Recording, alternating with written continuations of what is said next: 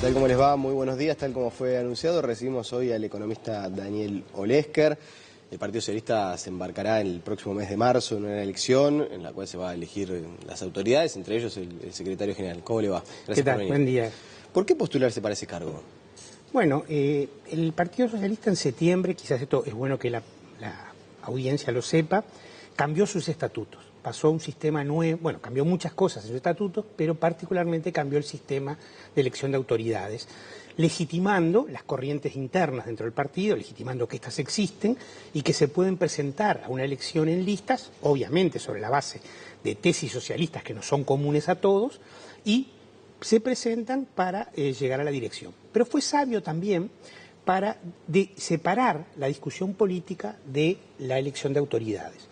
La discusión política fue en diciembre, allí se aprobó un documento en el Congreso, que entre otros me tocó a mí elaborarlo, junto con el compañero Roberto Kreimerman, Gonzalo Sibila, en fin, 228 compañeros firmamos ese documento, que fue el documento político aprobado.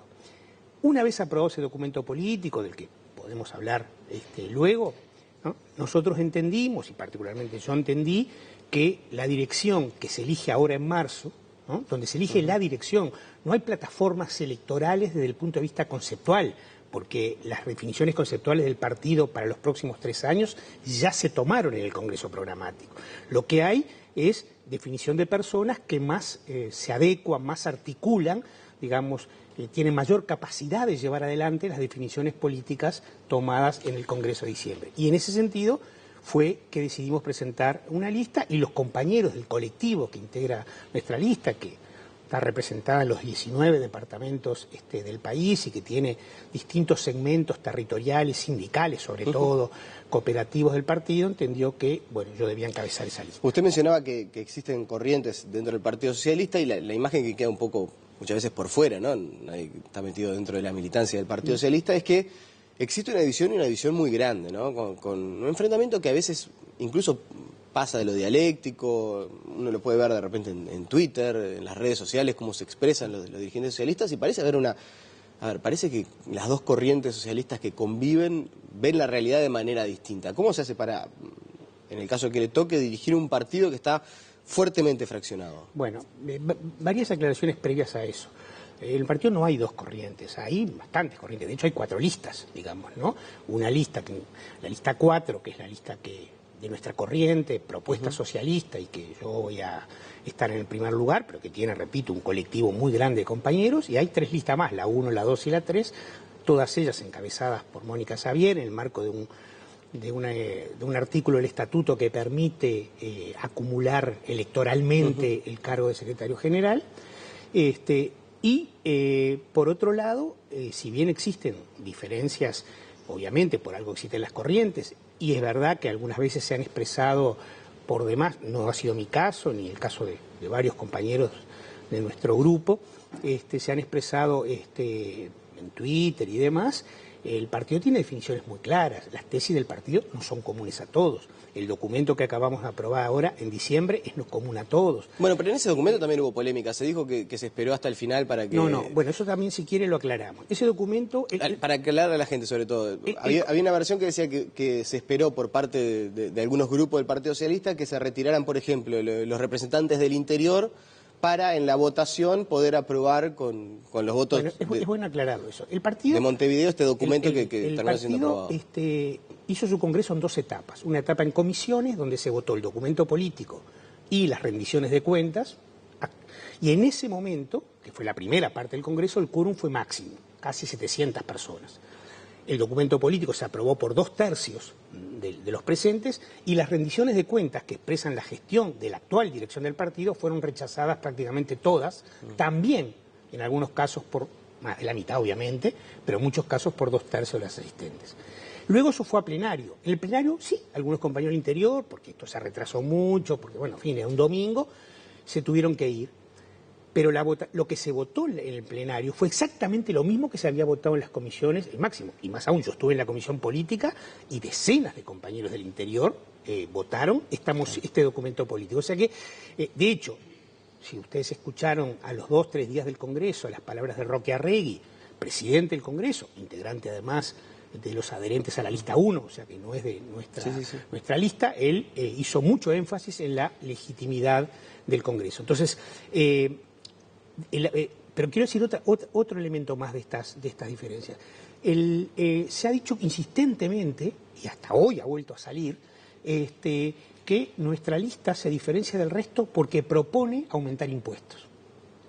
Y yo quiero decir, ¿no?, y esto es muy importante, que el partido aprobó en su comité central, órgano máximo de dirección entre Congreso y Congreso, en agosto del año pasado, un documento que nos involucra a todos, o sea, gane yo o gane Mónica, la compañera Mónica, vamos a llevar adelante esa propuesta en el próximo periodo, que dice: hay un dilema presupuestal, hay problemas para el financiamiento de las propuestas presupuestales, el gobierno ha entendido que no es el momento de aplicar impuestos, pero esa, lo estoy repitiendo textual lo que dice la resolución, no es la propuesta del partido. El partido insiste con la necesidad de una reforma, de seguir profundizando la matriz tributaria sobre las grandes riquezas y las grandes ganancias. O sea que esa es una posición partidaria, claro, y no personal ni de la lista. El documento ese al que hace referencia habla de revisión de la ley de promoción de inversiones, también mayor gravamen tributario a las grandes ganancias. Sí, exacto, eso es lo que... ¿Y eso es lo que necesitamos en este momento? Sí, claro.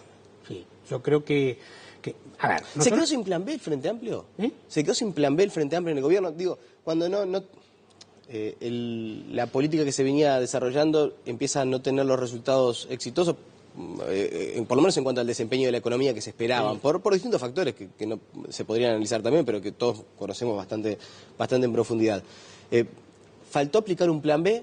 Tener una alternativa. ¿Del 2015? Sí, del 2015 o de la marcha del gobierno. No parece que fuera a diferenciarse demasiado. No, la marcha del gobierno. No. Yo creo que. El plan económico que se viene aplicando, por lo menos, no se ha conocido que vaya a cambiar. Yo creo que no se quedó sin plan B.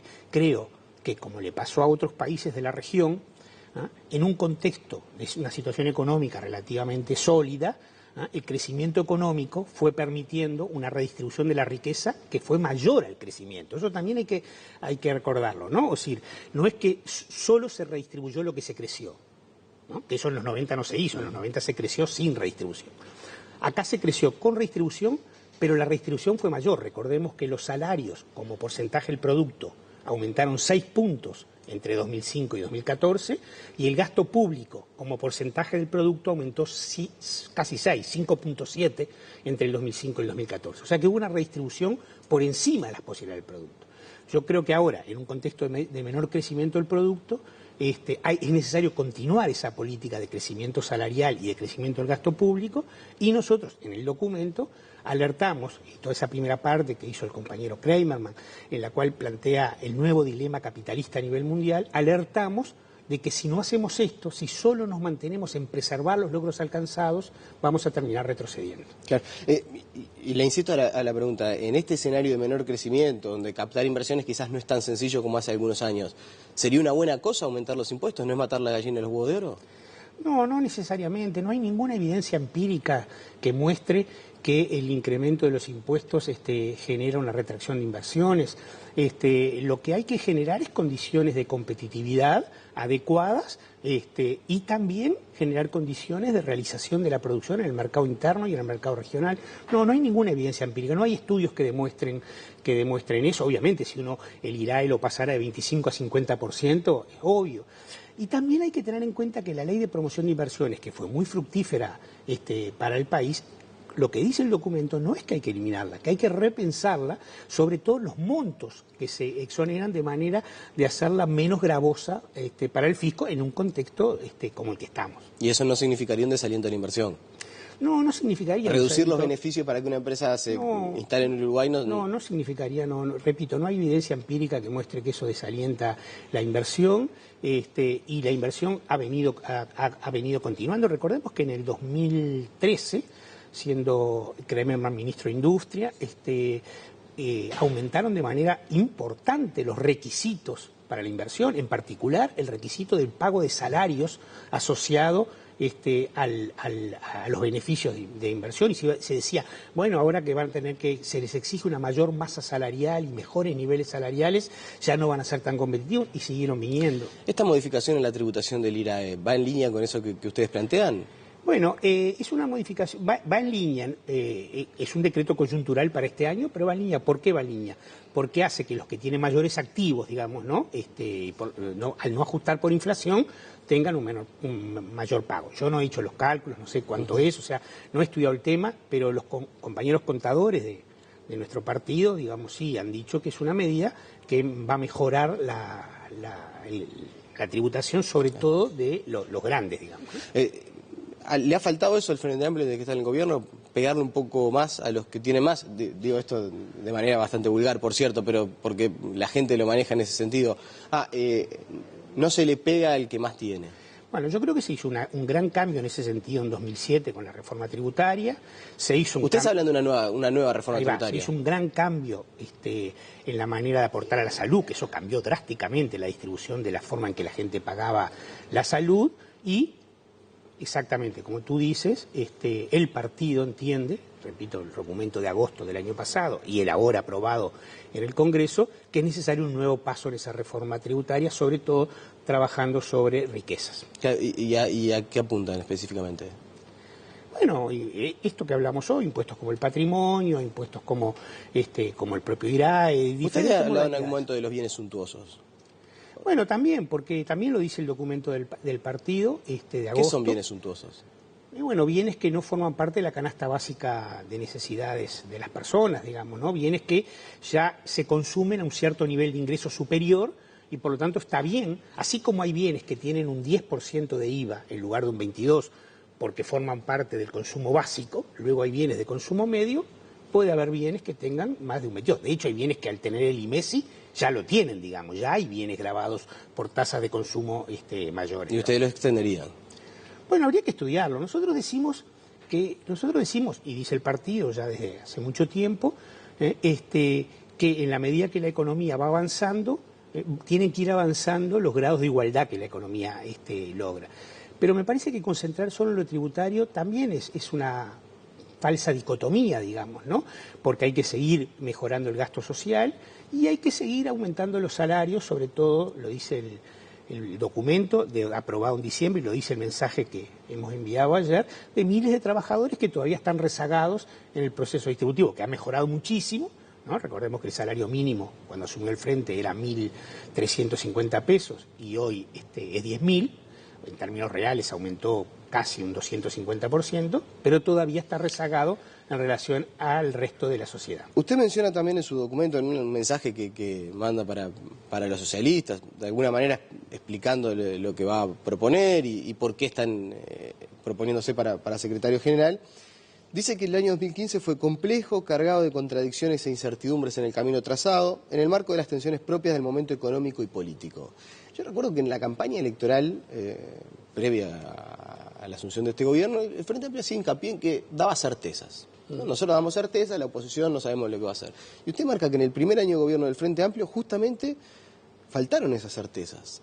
Sí, faltaron certezas, nos referimos a las certezas de una situación económica que ya no era la misma, entendemos que la decisión tomada de hacer el presupuesto por 2 años fue una decisión acertada para evitar esas incertidumbres y hipotecar los 5 años en base a incertidumbres que son actuales, pero evidentemente estuvo cargado de complejidades y contradicciones y nosotros allí decimos, y lo dice, repito, el documento aprobado en diciembre y que va a fijar la línea del partido en los próximos 3 años, que es necesario profundizar y ahondar lo que el Partido Socialista ha llamado siempre, históricamente, el bloque social de los cambios, es decir, las alianzas con el movimiento de los trabajadores y el movimiento cooperativo. Y entendemos que este año esas alianzas estuvieron cargadas de contradicciones.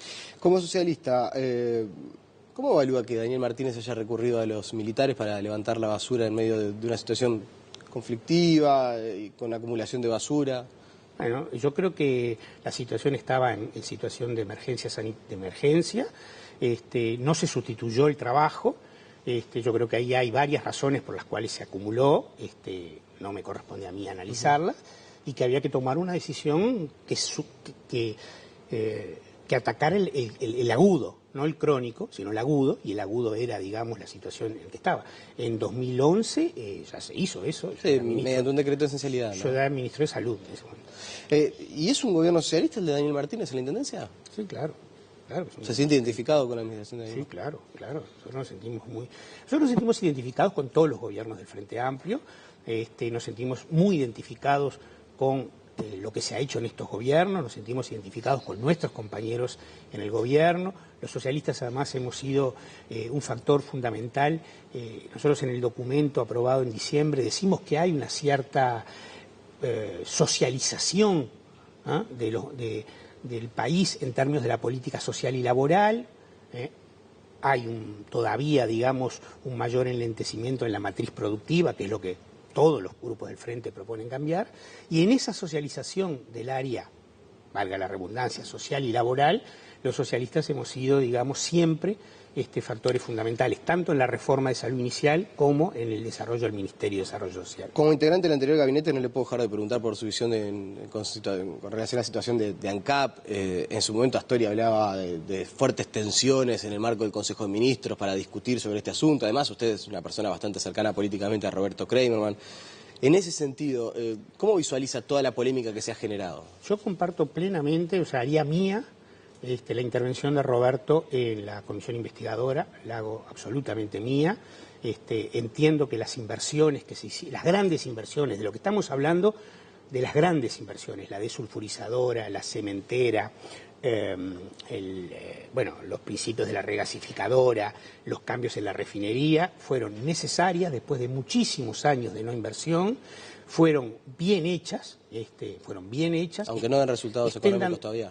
Bueno, es obvio que las inversiones, por algo, se amortizan en años, algunas en 10, algunas en 20. Es un punto interesante también. Yo, la verdad que estudié, en realidad, Facultad de Ciencia de la Comunicación. Mi orientación no fue la económica, ni mucho menos. Tengo una noción económica bastante básica, por cierto. Ahora, cuando uno hace inversiones, eso no va para el déficit.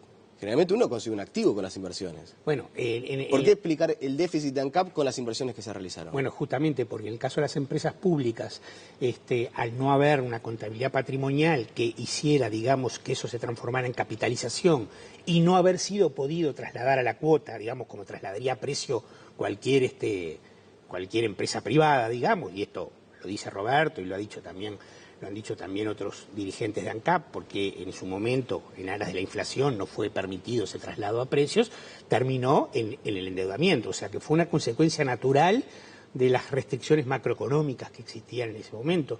Pero si no se hubieran hecho las inversiones, hoy ANCAP estaría totalmente... O sea, yo estoy entiendo que se ha dado una polémica interna en el Frente innecesaria. Me parece que creo que todos deberíamos transitar detrás, digamos, de la viabilidad del proceso inversor que realizó ANCAP, y obviamente cada uno puede tener su opinión sobre la manera de gestionar, las gerencias. Hay una cantidad de cosas que se pueden corregir, pero creo que lo que no está en discusión, ¿no?, es que ANCAP necesitaba modificar su estructura de inversiones y necesitaba consolidarse como empresa pública. Así eso costará casi $1.000 millones. Bueno, el costo está asociado a la magnitud de las inversiones. Recordemos que todas las empresas públicas invirtieron $4.700 millones en el quinquenio pasado, la inversión más alta de la historia del país. Se van a invertir unos 3.000 en este quinquenio, para dar una idea de la magnitud de lo que fueron los 4.700. Y hay un momento, fue el caso de la fibra óptica en Antel, que se hizo... hay un momento en que hay que tomar decisiones sobre inversiones grandes y que modifican al país. Y bueno, eso significa que eso va a tener costos futuros. Claro, lo que uno se pregunta es por qué, si todas las empresas públicas realizaron esas inversiones, la única que atraviesa estas dificultades, que incluso hay que recapitalizarlas, ANCAP, porque Antel, incluso este año dio ganancias. Acabo de explicar eso, y eso tiene que ver con las restricciones macroeconómicas que tuvo ANCAP para poder realizar y viabilizar sus inversiones. Bien, ya sobre el final, le quiero consultar por algunas cuestiones también vinculadas a la interna. Primero, usted hace mucho hincapié en el tema del documento y cómo llevar adelante ese documento.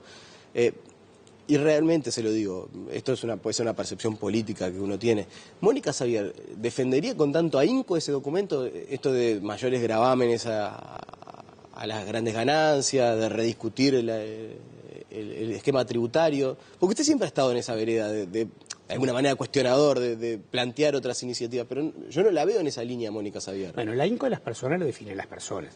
Yo creo que Mónica, si fuera secretaria general, defendería las posiciones aprobadas. Se vería obligada, vamos a decir. Sin duda. Pero sí creo, y esto es una buena pregunta, sí creo que esta sabia decisión de separar la discusión política de la elección de autoridades debería ir, los electores socialistas deberían complementar esa decisión con elegir una dirección que estuvo base en la elaboración del documento y que da mayores garantías de que ese documento se ponga en marcha. Las últimas dos. ¿Le dolió la salida de, por ejemplo, a Pesteguía, O'Donnell, del Partido Socialista, esto de que se vayan y sobre todo algunos cuestionamientos o por lo menos algunas frases? Yo no sé, veía la carta de renuncia de Pesteguía, dice: el partido es prisionero de advenedizos, impacientes y otros que pertenecen ideológicamente a otras tiendas, incluso algunos con domicilio del otro lado del río. ¿Le dolieron estos cuestionamientos o estas frases de Pesteguía? Bueno, yo creo que estas cosas hubiera sido bueno que las hubiera discutido el partido. No lo vi a Pesteguía en el Congreso, así que no hubiera sido bueno discutirlos en el partido. No, yo creo que son absolutamente minoritarias. Yo creo que la discusión política en el partido fue muy buena y los compañeros, casi un tercio, porque salió por 2/3 el documento, que no votaron el documento y propusieron otro documento alternativo, fue un documento en la cual, bueno, tenía diferencias políticas, de opinión con lo que nosotros presentábamos, pero era un documento político, no era un documento que hablaba de otras tiendas, de otras orillas. No, yo creo que se equivoca Pesteguía, pero que es marginal, digamos que mayoritariamente, si uno incluso lee alguna de las plataformas de las otras listas, lo que han sacado, todo el mundo está para discutir de política. Los que no están para discutir política, está bien que se vayan. Se termina yendo. Daniel Olescar, le agradecemos su presencia esta mañana aquí en Tele Buen Día. A ustedes. La pausa y seguimos con muchas más noticias.